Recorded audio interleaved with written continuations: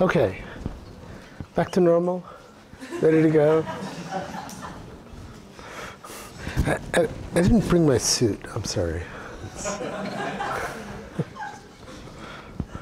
Okay. So this is the fourth and final lecture in this series, except I guess I'm going to give another one tonight, but that's fine. In the last lecture, I explained that actually we know quite a bit about the Higgs boson from its study at the Large Hadron Collider. And so far, everything is falling into place with the predictions of the Standard Model. And so the next question is, doesn't this make a convincing case that the Higgs boson is not modified by new physics? So of course, I wouldn't be here if the answer to this question were yes. So it's probably no. But I'd like to explain that to you. And then we'll discuss a little how one can learn more about the Higgs boson in future experiments. Okay. So as I just said, the answer to this question is no. And there's an important piece of understanding that I think one has to see in order to see why we have to do better. And that has to do with something called the decoupling theorem, enunciated by Howard Haber in the mid-90s. And that theorem has the following statement. If the spectrum of the Higgs sector contains one Higgs boson of mass mh, and all other particles have mass at least capital M, then the influence of these particles on the properties of the light Higgs boson is proportional to mh squared over m squared. So I'll prove that theorem to you on the next slide. But it's very striking. It says that, well, yesterday I told you about all kinds of different ways that the Higgs sector could be changed by new physics. There could be multiple Higgs bosons. There could be composite Higgs bosons, extra-dimensional Higgs bosons. All of those you think would have a large qualitative order 1 influence on the properties of the light Higgs boson. On the other hand, we now understand from the LHC that there is what we might call a little hierarchy, that the Higgs boson is at 125 GeV, the vacuum expectation value at 250 GeV, and then there's a gap between there and the scale of any of this new physics. Maybe the lightest thing could be the extra Higgses of a 2 Higgs doublet model at about 400 GeV. If you modify it with top partners with extra dimensions, then that scale is above a TeV. And if you just plug in some numbers, 125 GeV here and a TeV here, you get to the percent level. And so this is scary, but it's true. We have to deal with this. The Higgs sector can be modified at 100%, but if we study only the things we can access at the LHC, the deviations are a few percent.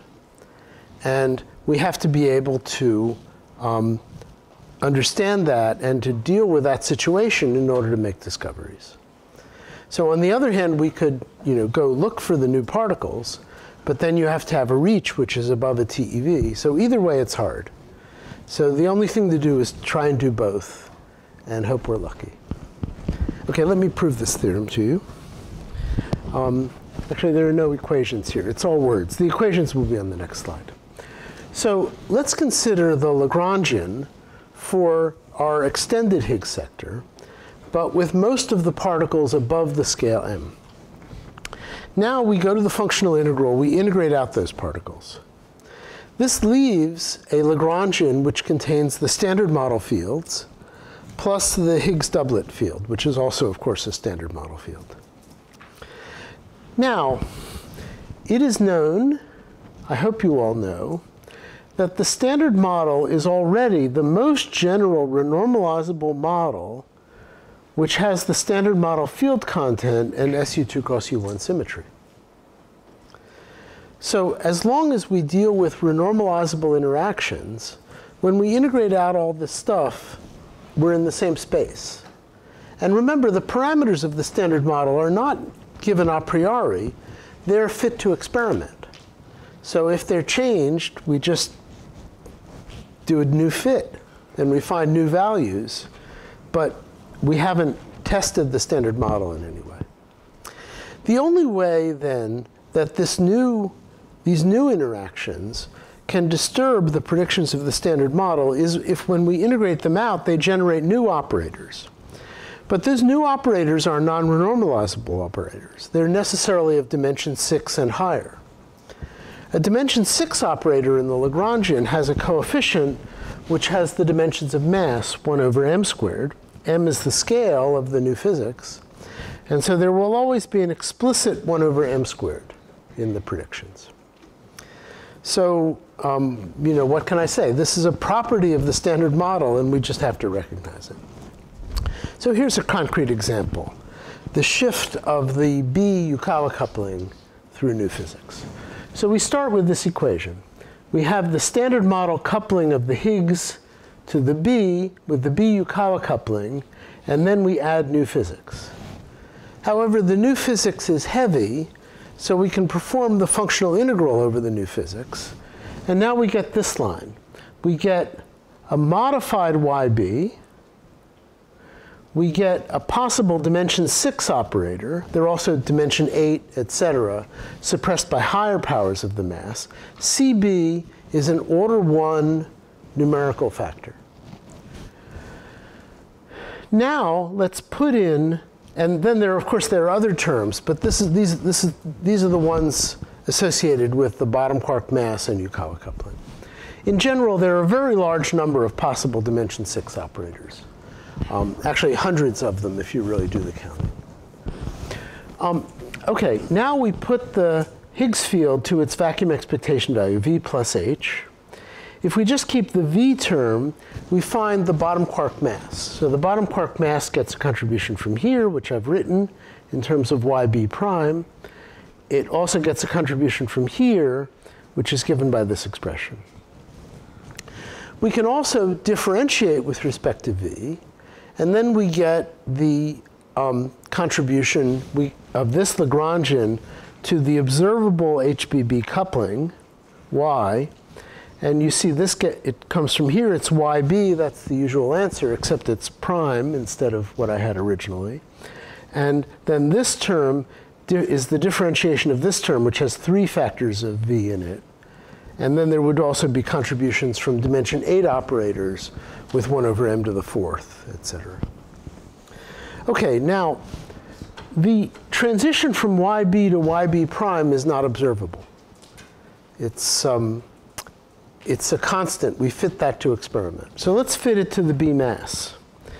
Then we find that YB prime and CB are related to the B mass through this expression. Now, let's use this expression to eliminate YB prime from this expression. Then we get this expression here.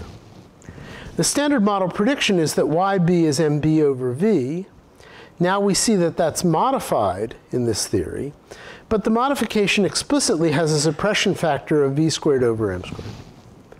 And so it's a, I don't know, few percent correction, unless CB turns out to be a large absolute number. OK? And the same argument can be made for any other deviation from the Standard Model, which is induced by new physics at high mass. OK, so this is depressing, but it's not hopeless. It just means that we have to be more clever in how we're going to extract information about the Higgs boson and to try to extract that information with higher precision. There's an interesting statement, though, that in this context, the current 20 to 30% agreement of the Higgs properties with the predictions of the Standard Model is completely expected. Whatever you think is the true model of the Higgs sector, this is what we would expect at the current time. More accurate experiments could potentially show deviations in all of the visible Higgs decay modes. And so now let me give you some examples of that.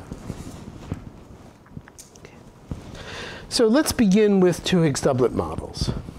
So in 2 Higgs doublet models, we have 2 Higgses, phi d, that gives mass to the leptons and the down quarks, another phi u that gives mass to u. Actually, there are lots of 2 Higgs doublet models. This is the so-called type 2 Higgs doublet model. This is the one, though, that appears in supersymmetric models for the reason that I discussed yesterday. Now there are 8 Higgs degrees of freedom, of which 3 are the Goldstone bosons eaten by W and Z. There's an extra parameter, which is called tan beta. Actually, there are a couple extra parameters, but in particular an important one called tan beta, which is the ratio of the vacuum expectation values of the 2 fields. The physical states are mixtures of the remaining fields with the mixing angle beta for the charged particles, and there's a separate mixing angle alpha for the neutral states. And then the couplings are modified according to these formulae. So you would think that this factor could have a large deviation from 1. However, when you actually work things out, under the assumption that the potential is such that there's one light eigenstate and the other eigenstates are heavy, that's not what you find. What you find is that sine alpha over cosine beta, this factor here, is 1 plus order mz squared over ma squared. So, so this is in SUSY. In general, this would be mh squared or v squared. But this is the dependence that comes out of the decoupling theorem.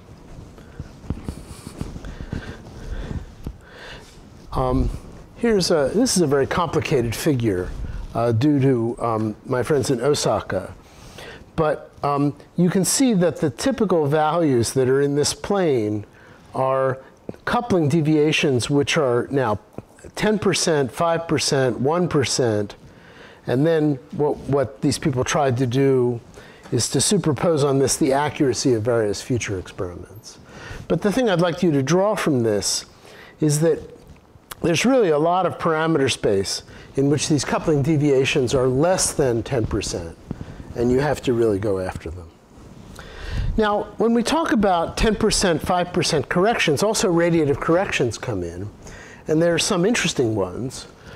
This one, calculated by Haber and Logan and their colleagues, has to do with the, so this is a specifically supersymmetric correction. Maybe I should draw the diagram on the blackboard here, which has to do with the correction of the Yukawa vertex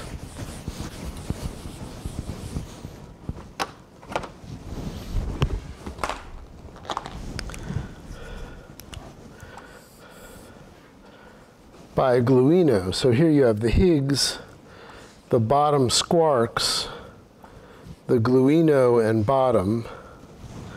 And if the Gluino has a mass term, this can mix left and right. So sorry, I think I didn't put this in the right place. I think I needed to put this here. So there can be left-right mixing, so-called A terms, in the bottom squark sector that lead to large corrections. And those large corrections are seen here. They're not so large. This is a 5% correction for a Gluino mass of, well, this is 600 GeV. That's already ruled out. Probably we have to be in this region up here where the corrections are a few percent. So in supersymmetry, you have both effects. You have the usual type 2 Higgs doublet corrections on the previous slide, plus some extra radiative corrections specific to supersymmetry on this slide. Okay. This is a very interesting plot, which is an exploration of the parameter space of supersymmetric models done by some of my colleagues at SLAC. These people were interested in the variety of phenomena that you could have in supersymmetric models. And so just as an exercise, they generated 250,000 consistent supersymmetric parameter sets that are consistent with all known data at the time. This was done in about 2013. So then you can take the properties of these models and plot them along different axes. And here is a histogram of the models plotted against the quantity, the Higgs to BB bar partial width divided by the standard model expectation. So you see 1 most of the model, this is a scale with a log scale with many logarithms. Most of the models pile up near 1. There are some models with large deviations, but by far most of the models have deviations that are quite close to 1. The colors represent their projection for how well the LHC would do in eliminating these models by direct searches for superpartners. So this was the current model. This is supposed to be the end of run 1. This is supposed to be the end of run 2. That's where we are now. If you haven't discovered supersymmetry by now, you would eliminate the red region. But what you see is that this, trying to measure the Higgs partial width to BB bar, cuts into these models from a different way. So there's a large class of models that basically you could never discover by direct searches, where the bottom squarks that are in that diagram are at 4 or 5 TeV. But nevertheless, their effects are visible in the Higgs couplings if you can make very accurate measurements. Here's another group that showed something like the same thing. This is a calculation by Wells and Zhang of the visibility of, so this is, again, the change in the same quantity, the Higgs to BB bar coupling. So the color code is the change. 5% is the green. Okay, 10%, which is still very consistent with the data, is this yellow. It gets harder and harder. This is the limit of current LHC searches, and this is the limit of projected LHC searches, including the high luminosity LHC. So both methods somehow cut into the parameter space in different directions, but the methods have some orthogonality. And so it's interesting that you can search for supersymmetric models in these two orthogonal ways. And if you try both of them, of course, you have a better chance of success. So that seems like a well-motivated thing to do. Now, not all models predict this particular pattern of deviations in the Higgs couplings. Another interesting quantity is the Higgs coupling to WW, which I think we saw how to measure it in the previous lecture. In SUSY models, the Higgs coupling to WW gets a really small deviation, not 1 over MA to the squared, but 1 over MA to the 4th. So there's hardly any model where this is a visible deviation. On the other hand, different kinds of models predict large deviations in this quantity. When I say large, again, I'm talking about the few percent level. For example, if you have Higgs singlet mixing, you can get a cosine phi in that parameter, and phi can be an angle which is, let's say, 1/10. So here you can get some deviations. Craig and McCulloch have emphasized that the field strength diagrams, the Higgs coupling to basically any kind of new physics in here, can generate few percent corrections in the field strength renormalization of the Higgs field that then are most easy to observe in the Higgs to WW coupling. And if Higgs is a composite Goldstone boson, then there's a so-called nonlinear sigma model structure for the Higgs, which generates some extra terms of this form. And again, depending on what you take for F, those can be few percent corrections. So this is a different kind of modification than you see in supersymmetry, which comes in the models of the classes that I've written here. Now, what about the loop corrections? In principle, if you have new heavy particles, remember I emphasized when we calculated these diagrams that they're dominated by loop contributions from particles that cannot be observed in Higgs decays. The particles that can be observed in Higgs decays, like the bottom quark, give a subdominant contribution. And the top quark for the gluons gives a leading contribution.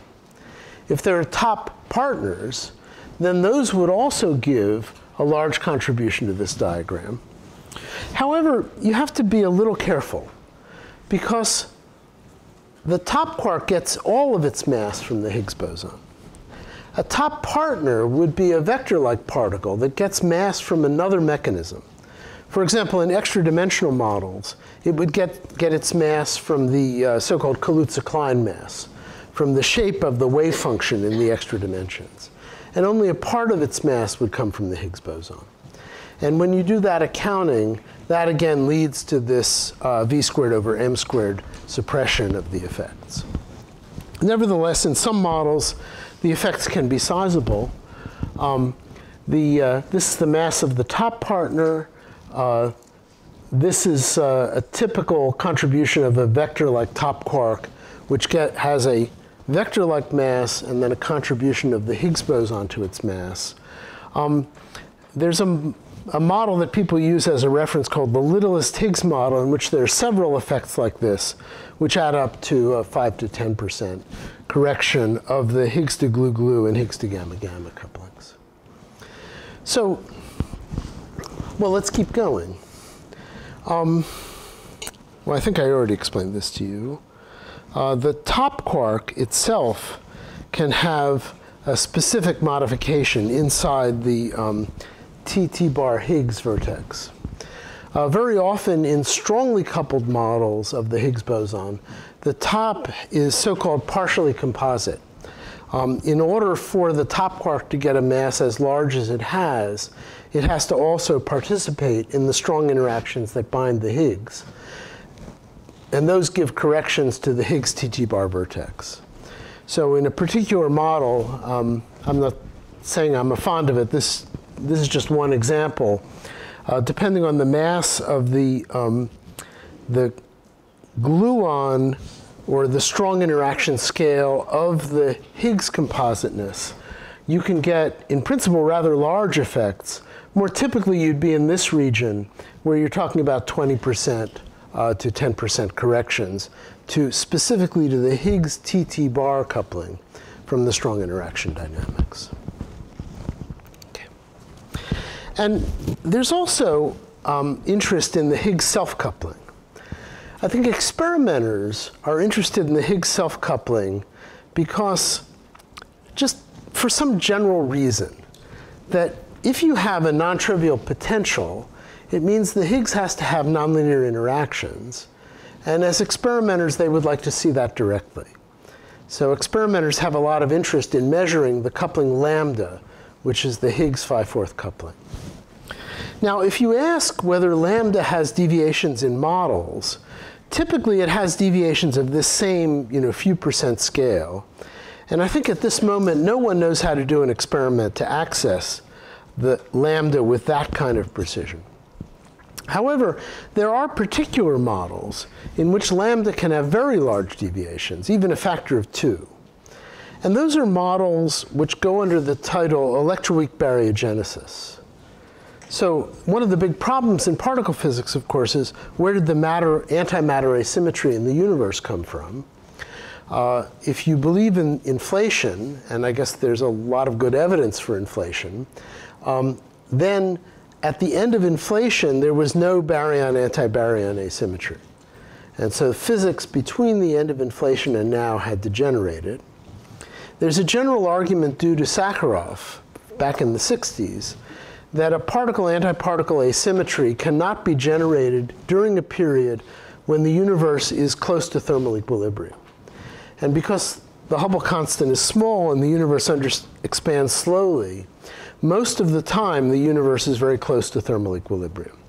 The only time you go out of thermal equilibrium is when you have a period where there's a first-order phase transition. So then the statement is, if there were a first-order phase transition at the electroweak phase transition, then at that time you could generate the baryon number asymmetry of the universe. Now, unfortunately, in the standard model, you predict that the electroweak phase transition is second order. And so somehow the potential of the Higgs field has to be very different in order to allow this possibility. But in models that allow this possibility, very typically, so the blue are the models in this paper that actually work, you have 1.5 to 2.5 factor enhancements in the Higgs self-coupling. And so let me just summarize this discussion. Please excuse me that I've gone through it very quickly, but we could go in arbitrary detail if you want to talk offline. The result of this survey is that the Higgs coupling deviations, if you can really get to the few percent level where they would be present, everyone has their own personality, if you like. And different kinds of models that modify the Higgs sector produce different patterns of deviation. And so if you could survey that pattern of deviations comprehensively, you could A, discover that there is new physics, and B, have an idea of what kind of new physics is out there. And so just summarizing very roughly, the fermion coupling deviations come from multiple Higgs doublets.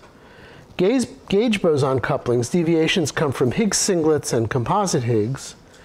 The gamma-gamma and glue-glue coupling come from, in general, heavy vector-like charged or colored particles. Changes in the TT-bar coupling come from Higgs and top compositeness. And changes in the triple Higgs coupling, if you talk about large deviations, they would come from this theory of electroweak baryogenesis. And so in principle, we can go search for all of these things if we were able to study the Higgs couplings with higher precision than we can at this moment. Okay. So here's just a little illustration.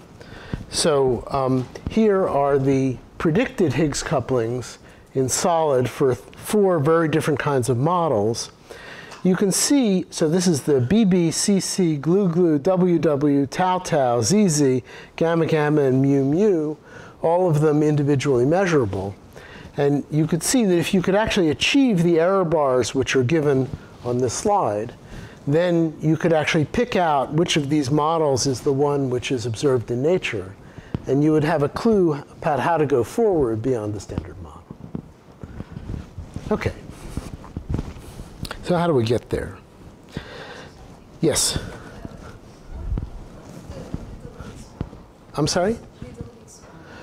Oh, so I had a, I went through that very quickly yesterday.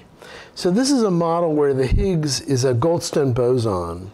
So you have a new strong interaction theory, let's say a 10 TeV. It has a chiral symmetry breaking. And that chiral symmetry breaking has Goldstone bosons. And then the Higgs multiplet, the 4-component Higgs multiplet, is the 4 particles are all Goldstone bosons of that sector. So that's the kind of model you're talking about. Okay. And I think as you see, that produces, so I said that that kind of model would produce couplings in the glue-glue because they're new heavy top quarks. It produces a deviation in WW and ZZ because the Higgs is composite. And those are the main deviations that you see here. Okay? Similarly, over here, in a composite Higgs model, there are also mechanisms to produce deviations in all of the quarks, as well as the 3 channels that I referred to before. And then in supersymmetry, you see a very different pattern. All the deviations are in B and tau. Okay. I'm sorry? Deviations may be a sign of the new gauge bosons W prime or Z prime or something? Yes. Yeah. So let's see. That kind of model is not included here. Probably in a model like that, the biggest deviations would be in the gamma-gamma. Would be in the gamma-gamma mode, because the new gauge bosons would contribute to the loop that produces the gamma-gamma. Higgs to gamma-gamma. May I ask something? Yes. In the recent CMS results, they report that they are looking for the dark photon. Yes. They can be seen at Higgs to gamma, and gamma, one gamma is the ordinary photon, the other one is dark photon. Yes.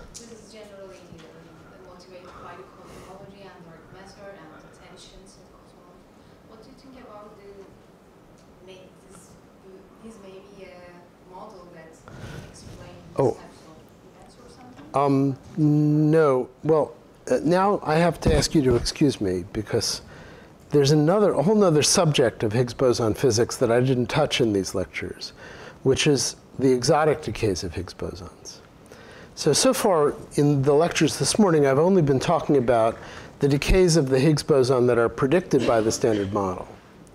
But maybe I should emphasize that there are lots of other possible decays of the Higgs bosons which are forbidden in the Standard Model. One of them is a decay to photon plus invisible, and that's the one you're talking about. Another actually is a generation changing decay, like Higgs to tau mu. That's totally forbidden in the Standard Model. So if it could be discovered, that would indicate new physics. And maybe I should say that I could have given a whole nother lecture on the search for those kind of decay modes. If you'd like a reference, come to me afterward. I'll give you a nice reference on that. Okay. So, but right now what we're talking about is just the modes predicted in the Standard Model, but with strengths different from those predicted in the Standard Model that are induced by new physics in the Higgs sector. Okay, these are the standard model lines. So these are the Standard Model decays. And I'm just showing that in different models, you predict deviations in the couplings in those channels. And there are different patterns of couplings in different models. So what you talk about opens another door. And actually, it's a very interesting door to open, but please excuse me, I didn't put it in these lectures. I have a little question. Yes? We cannot say anything about the quartic Higgs self-couplings. Quartic. Yeah. Oh, that's very hard. Even at LHC, I think even at the 100 TeV collider. What about the future linear colliders or the electron colliders?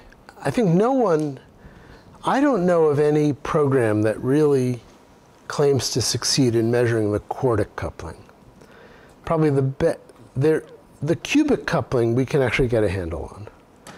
But the quartic coupling, if you consider that as independent of the cubic coupling, that's very, very difficult. I mean, the cross sections are fractions of attobarns, even at hadron colliders. Okay. I'm interested in another topic actually. If we can measure the trilinear and the quartic Higgs self-couplings, then we can find another way orthogonally find the Higgs potential. Right.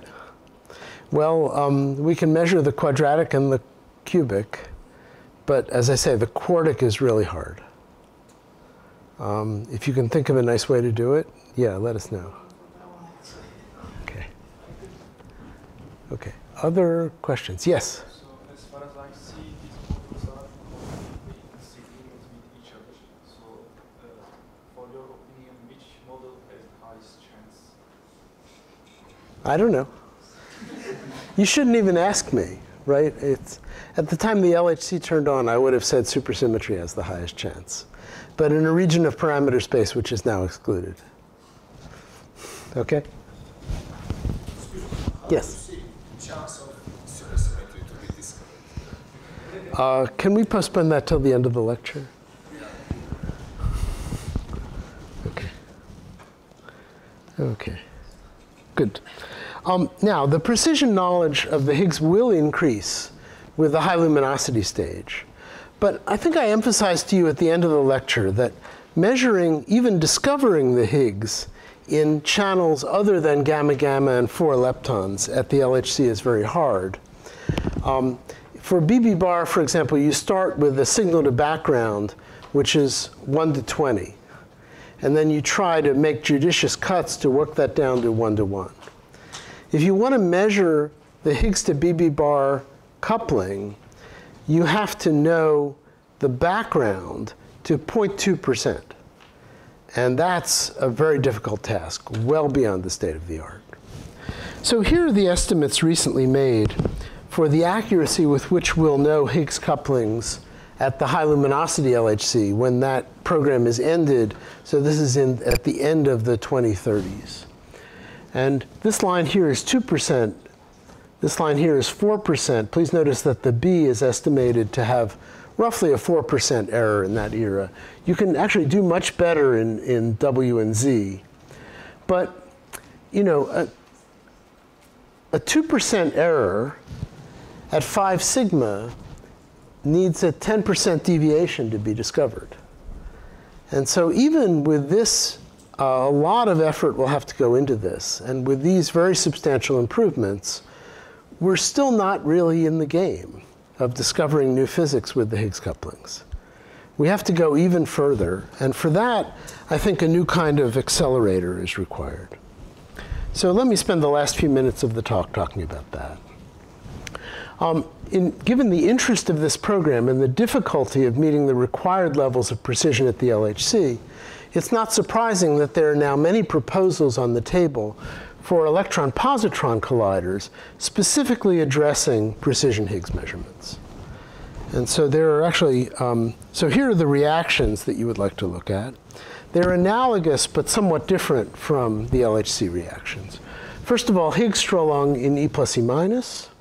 Secondly, vector boson fusion, for which the final state are two neutrinos and a Higgs boson.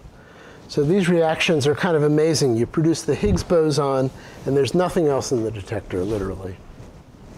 Associated production with top, and then Higgs pair production, which is something that would access the trilinear coupling. The quartic coupling, as I say, these cross sections are minuscule even at 3 TeV.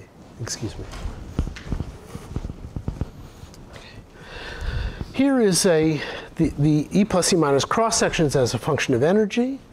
What you see is that there's a big advantage. Actually, if you could just get to 250 GeV in E plus E minus collisions, you would be at the peak of the Higgs-Strolung process. And you would already have a sample. Actually, it's a very interesting sample because the production is a Higgs recoiling against a Z. If you find the Z, whatever's on the other side is the Higgs. And then you can just count the various branching ratios by seeing how many times do you get BB bar, how many times do you get CC bar, et cetera, recoiling against a Z boson of a fixed energy, which in this setup would be 110 GeV in the center of mass. Now at higher energy, you get access to this blue reaction, which is the W fusion process. And that has its own advantages. Eventually, at high energy, it has much higher statistics because it's a T-channel process. Okay. And I think that's basically what it says here. Let's just go on here. The facilities. There's one called the International Linear Collider, which is being considered by the Japanese for siting in the north of Japan, north of the city of Sendai. The whole baseline here is about 25 kilometers of an underground tunnel. It's based on superconducting radio frequency cavities. I think I talked a little this morning about my colleagues who are working on the technology of these cavities. It's really quite novel and really pushes the state of the art in applied superconductivity to make such a machine work. You also need tiny spot sizes. Eventually, the beam spots have to be brought down to a few nanometers in height. And that's really the state of the art in accelerator physics. An alternative is to build a large synchrotron, and such a thing is being considered in China. Here's a possible site near Beijing. This would be a 100-kilometer tunnel, which after the E plus E minus phase is done, could actually host a large hadron collider as well. Here are two projects being considered for the next major project at CERN. One is a linear collider called CLIC, which is based on a different kind of accelerating technology. This one is thought to achieve higher energies than that of the ILC, although actually it's also not at the same stage of technological readiness. And then you probably have all heard about FCC, which is this proposed 100-kilometer tunnel on the CERN site, burrowing under Lake Geneva and around a local mountain called the Salève. And this, again, would have a 15-year program of doing precision electroweak and Higgs studies, and then eventually could be convertible to a hadron collider at 100 TeV, assuming that we knew how to build magnets that would support that kind of accelerator. So if you're interested in future accelerators, you can read a lot more about these, or I could discuss it with you. E plus E minus is really a beautiful setting to do this, because as I emphasized to you at the LHC, unless you look at one of the very special decay modes, it's not clear that any event is a Higgs event. But here, it actually is clear. This is a simulated event display for an ILC event, E plus E minus to ZH to the Z decays to mu plus mu minus. You see those here. Tau plus tau minus.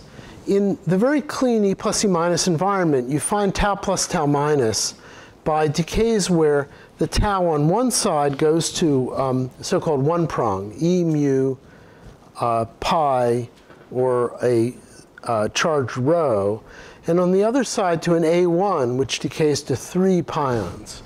So you see that very clearly here. This is a pion, this is 3 pions, and this is unmistakably a Higgs decay to tau recoiling against the Z, which is also extremely well constructed. If you ask how well you can see the Higgs above background, remember in the previous slides there were tiny fractions above large backgrounds. Here the Higgs resonance is very obvious. This is the recoil. Actually, this is made by just measuring the mu plus mu minus pair from the Z and calculating the recoil mass. It's a very sharp resonance. We think that we can measure the mass of the Higgs boson to 15 MeV, that is 10 to the minus 4 accuracy, using that technique. This is an example of the discrimination of different decay modes. So here you have some classifiers of B likeness and C likeness. And you can see that, for example, the Higgs to BB bar events pile up in this corner. The Higgs to CC bar, which remember is a 3% decay mode of the Higgs, produces a visible population of this corner of the diagram. And so even these subdominant hadronic modes like Higgs to CC bar can be observed. Higgs to glue has a different pattern, and so the 3 major hadronic modes can be separately measured to high accuracy. I told you I wasn't going to talk about exotic decays of the Higgs boson, but of course in this setup you can do Higgs to invisible, Higgs to totally invisible, because you find the Z boson and then there's nothing on the other side, so that's Higgs to invisible. This is a very high branching ratio, 10%, but you can just see that in the recoil mass distribution it appears. And actually, the limit you can get on that in the ILC program is actually 0.3%. So you can really go down very far toward discovering any possible invisible decays. You can also look for partially invisible decays. I don't have that slide here. Okay. Here is, all of these facilities have roughly the same power in terms of the ability to measure Higgs couplings with precision. Here's the projections that we made for ILC. So this line here is the 1% level. So you can see that we are measuring the ZWB couplings to 1% at the first stage of the ILC at 250 GeV. If you then add a stage at 500 GeV, other modes, tau, glue, you almost get there with charm, and gamma gamma come to the 1% level of precision. And then 5% is a 5% deviation is a 5 sigma discovery. And actually here, even a few percent deviation is a 5 sigma discovery. So you really can see beyond the standard model. You have the potential with this kind of accelerator to see beyond the standard model and to recognize a pattern which would indicate the way we want to go to build the next fundamental theory of physics.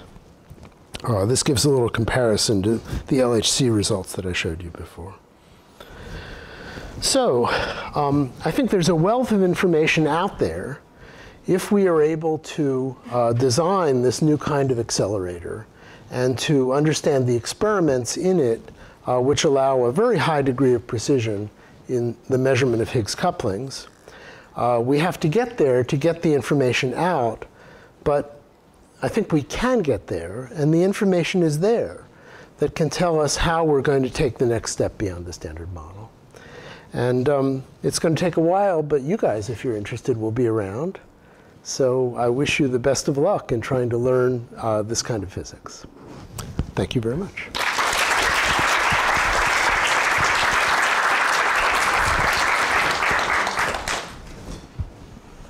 Okay, any further questions?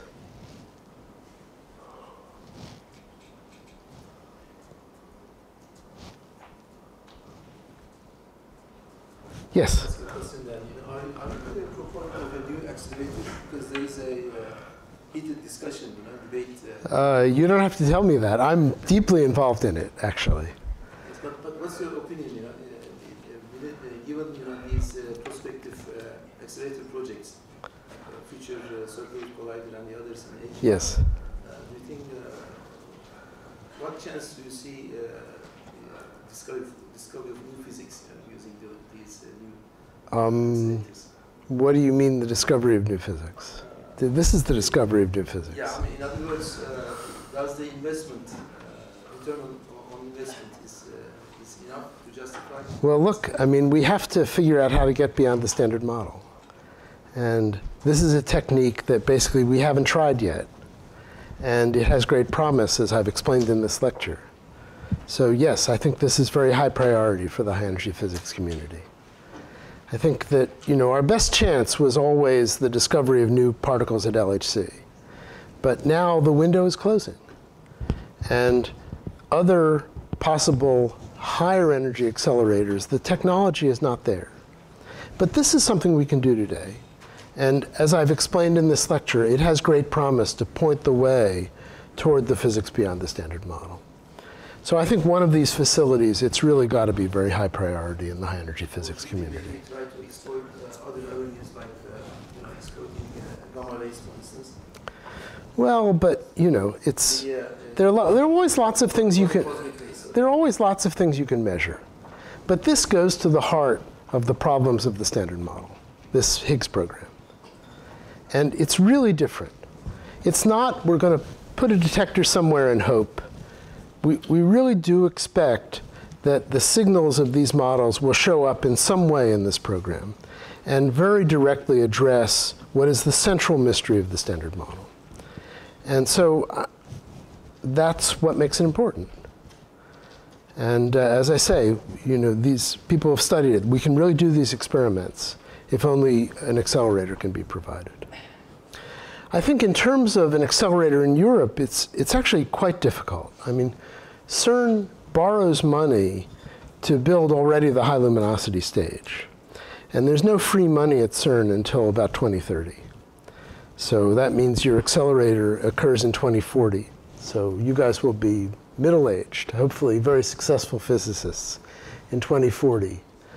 But I think we can do it earlier if the new Asian countries, China or Japan, will step up. And that's my main hope now, that China or Japan will say, we want to be a world leader in high energy physics, and we'll build you one of these things. And okay, I mean, we try to make the physics case, and people try and argue with the politicians, and hopefully it'll work. That's what I was expecting for you to say.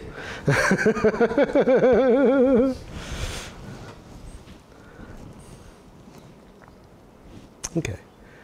Yes, please.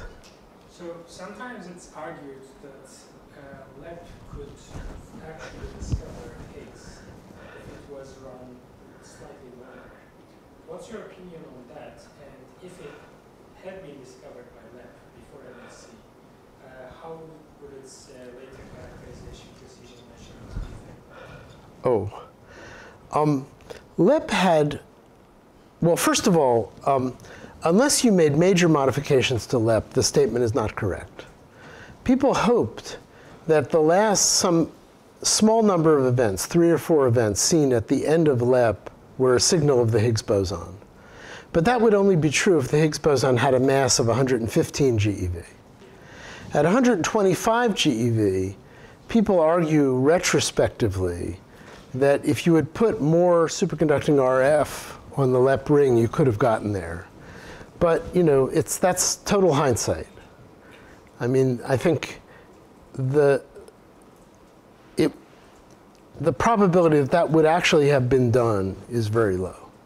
It's an expensive project, and it's kind of just a roll of the dice whether you could get to the Higgs or not. So I think in the end, LEP did not come close to discovering the Higgs boson, and that's the way it worked. If LEP had discovered the Higgs boson, of course it would have been very interesting. You could measure many of the properties that have been measured, as I said this morning, at LHC, in a cleaner environment, although with lower statistics. Roughly at the end of LEP, you may have come out somewhere near the results that I showed this morning for LHC. Unfortunately, LEP had a luminosity which is very low. I mean, for ILC, we're talking about a luminosity 1,000 times larger.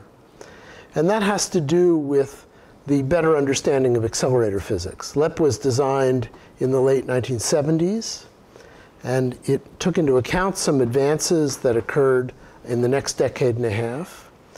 But I think if you would design an accelerator from scratch today, you could do much better.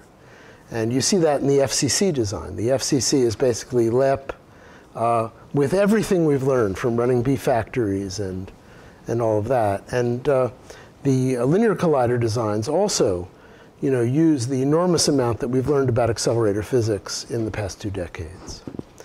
So, without that luminosity, you can only go so far. Everything is statistics limited, and you can't reach what's really required to discover physics beyond the standard model. So, it's a shame, but that's the history.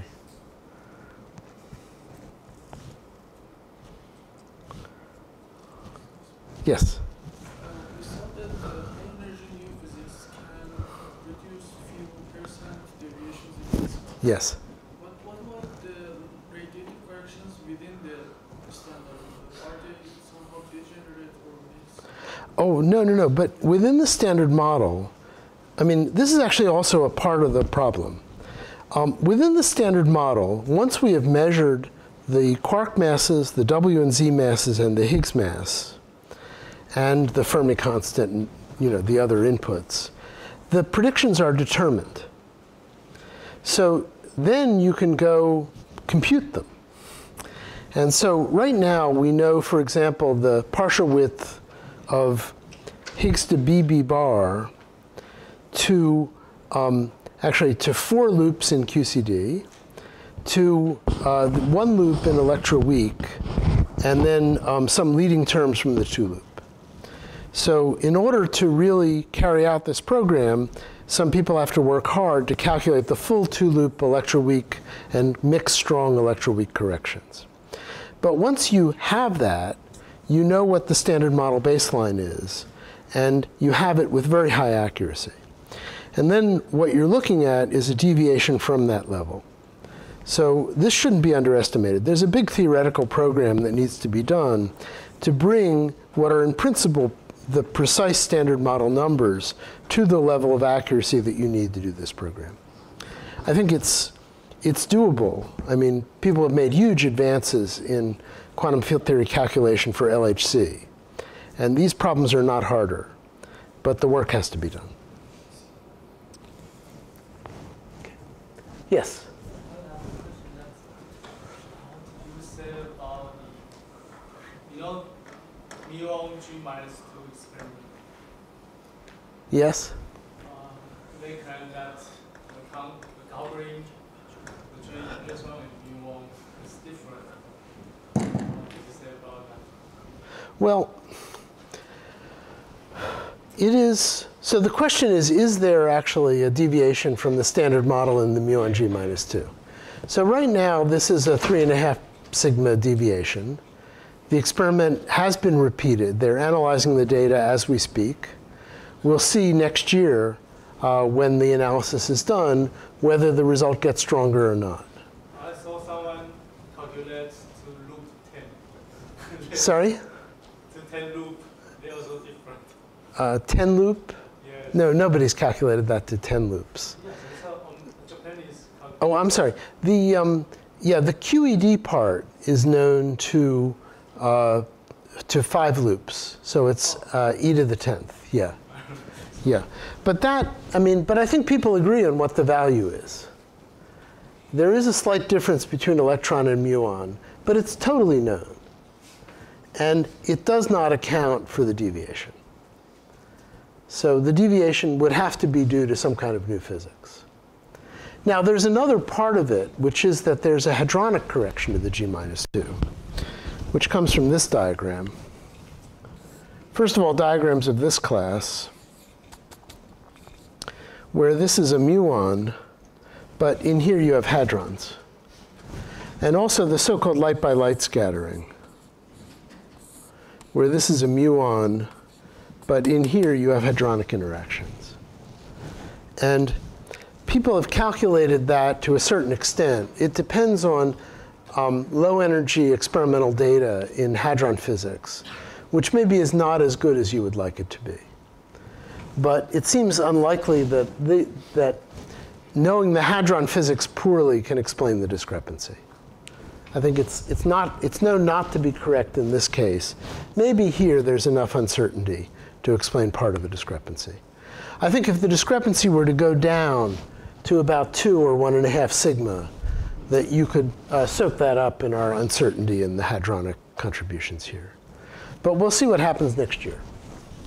Actually, if you want to know what I'm betting on, that's what I'm betting on. But that's just me. I've been wrong before. Any other questions? Okay, have a good lunch, and come back in the afternoon. You're going to learn a lot about statistics that you really wanted to know.